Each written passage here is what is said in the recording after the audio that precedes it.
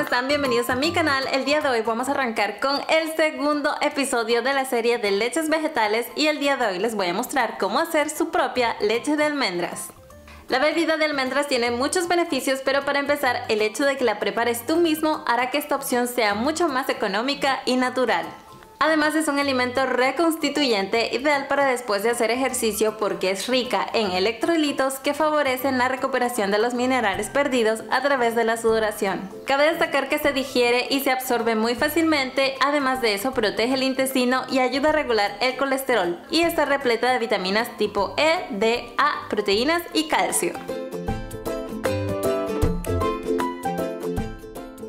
Para hacer un litro de leche de almendras vamos a necesitar una taza de almendras crudas y bien lavaditas, las cuales vamos a poner en remojo por 10 horas o durante toda la noche. Es muy importante que no te saltes este paso porque con él vas a poder activar las semillas, es decir, que van a aumentar y van a multiplicar sus nutrientes y además podrás eliminar los antinutrientes y esto también hará que se vuelva mucho más fácil de digerir.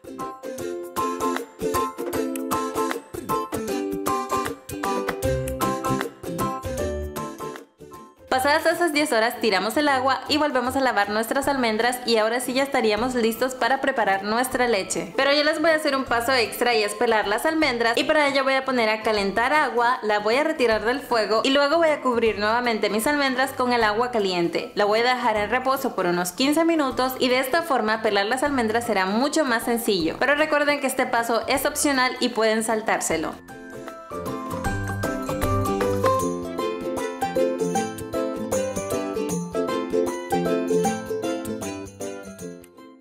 Una vez peladas ya solo nos queda triturarlas en la licuadora o procesadora con 1 litro de agua por un par de minutos hasta que la almendra quede bien molida.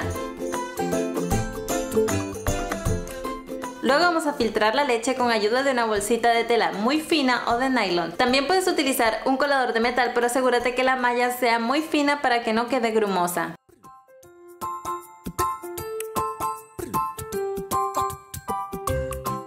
Estrujamos muy bien y listo, así de fácil ha sido hacer nuestra propia leche de almendras.